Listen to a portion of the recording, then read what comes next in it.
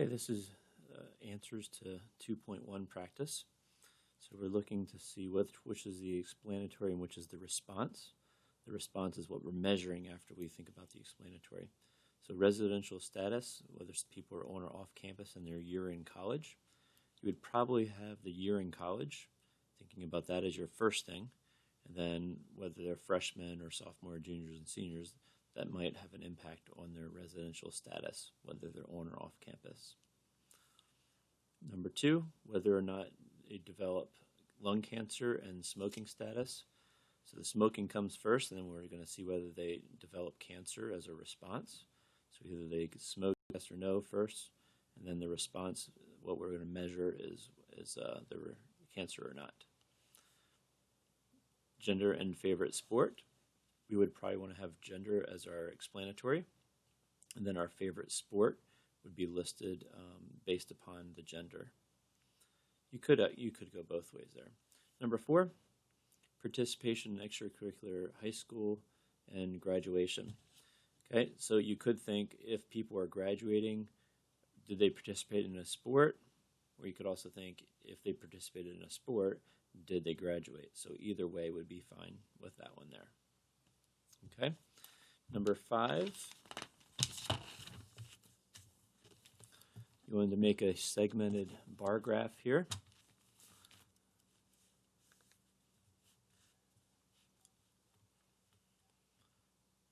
There's 2,024 adults, cell phone owners in the U.S., their age and their cell phone they own.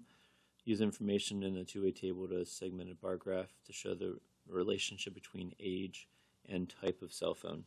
So I'm going to use the explanatory as the age. Okay, so let's see if I can get it all in one picture here for you. So age, we have the 18 to 34-year-olds, the 35 to 54-year-olds, and the 55-plus-year-olds. Okay, so segmented. We'll say this is 20%, 40, whoops, I didn't leave enough space here, did I? 80, and we'll go up here to 100%. Okay, so if we get our calculator, find these percentages. Okay, the iPhone for that age group was 169 out of the 517, be about 33%.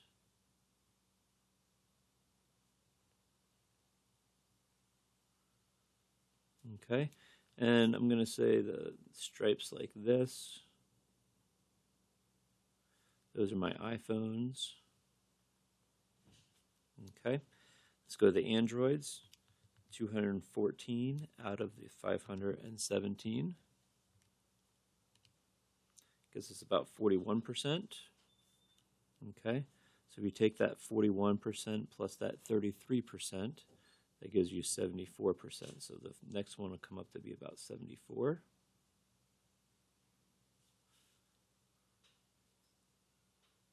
And those are our Androids.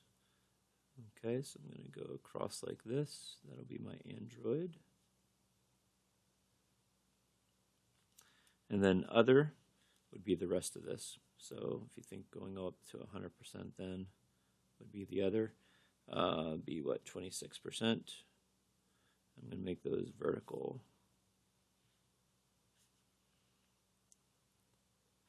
Okay, go to the next category of people. 171 out of the 637. Gives you about 27%.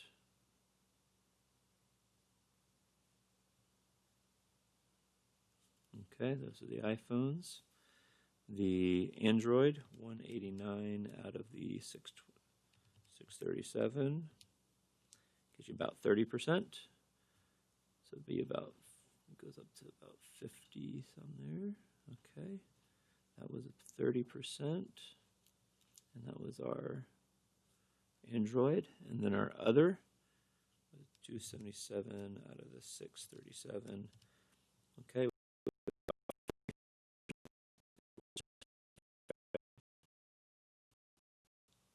If you subtract from 100. And those are ours. Okay.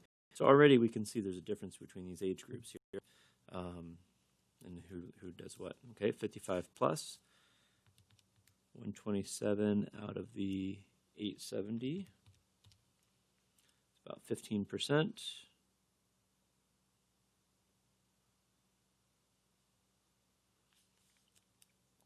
And then we have the Android is 100 out of the 870, 11%. So 11 and 15 give you 26%.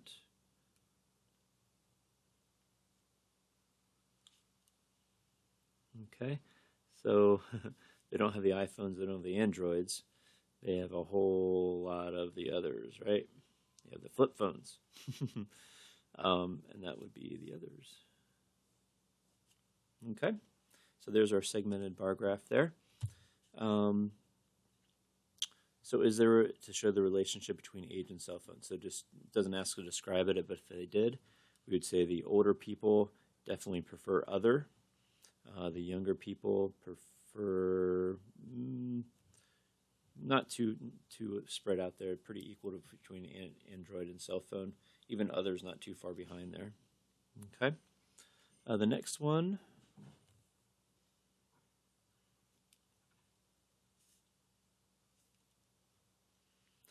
is, okay, the algebra one here. So make a segmented bar chart again. Okay, so we have, I'll leave enough space this time.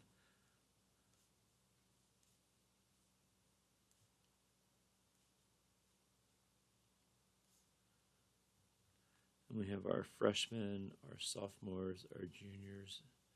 Okay, so we have those three groups there. So the freshmen, 17 out of the 34. I don't know why I did that. I know that's 50%. Anyway, 50% of our data there. And 50% of them got A's if they were freshmen in algebra. And we'll say the A is, we'll do this one.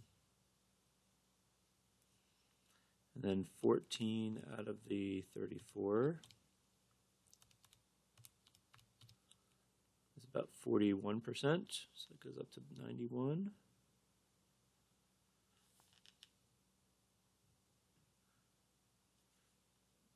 And these are the people that had B's. And then the rest of them would be the C or lower. Okay. You could even just leave that clear. We don't have to have it shaded in. Okay, sophomores, freshmen, sophomores, A's, 31 out of the 92 people taking it. Give about 34%.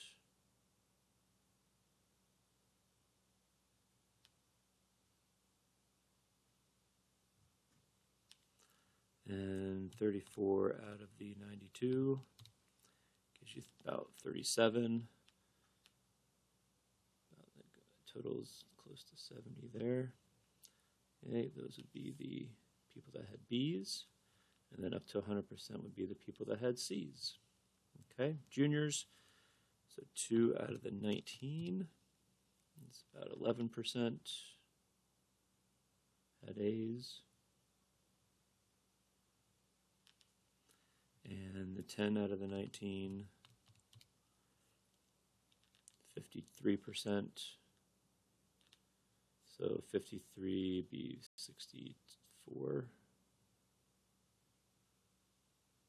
Those people had B's, and the rest.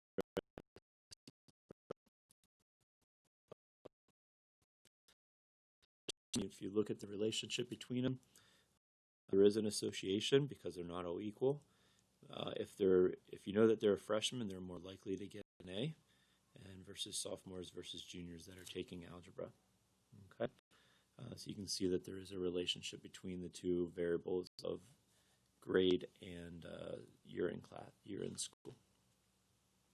Okay, next one.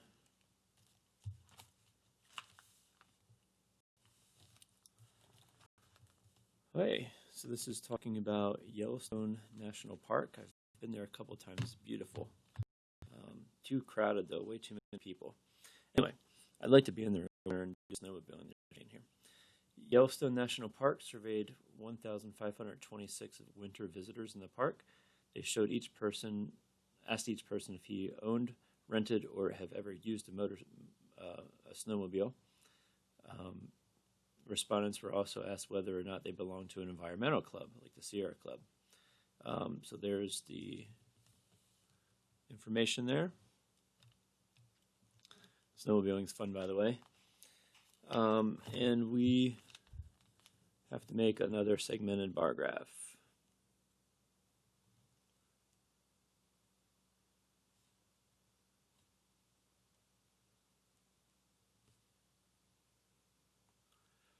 Okay, so I'm going to use environmental club as our variable. You can't see this. Let me move this over. Okay, so those that are not in an environmental club and yes, an environmental club. Okay, so if they're in an environmental club, here you can see it. Never used 445 out of the 1221 gives you about 36%.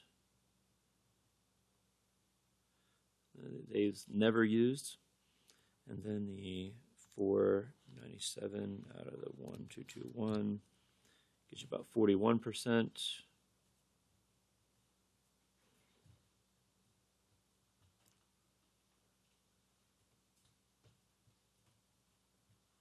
And those have rented, and then we have the 100% that have owned. Okay, you can also just put the letters in there instead of shading them, it'd be fine too. Okay, yes, if they're in an environmental club, it'd be 212 out of the 305, gives you about 70% who have never used a snowmobile. Then you have 77 out of the 305.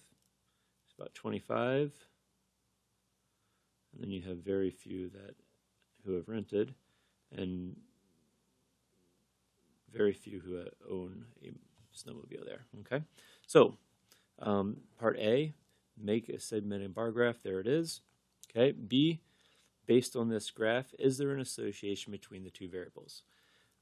If I know that someone is part of an environmental club, does that impact the probability that they're going to have a snowmobile? Definitely. Those that are in an environmental club are a lot more likely to not have never driven a snowmobile before compared to those that are not in an environmental club. Okay, so definitely different associations there. So yes, there is an association. If they are in an environment, describe it. If they're in an environmental club, they're a lot more likely to have never owned. Okay, so that's part B there. Okay, the last one here asks us to think about that same scenario with the environmental club and the snowmobiles. What would this graph look like if there was no association between those? Well, they would all be equally likely.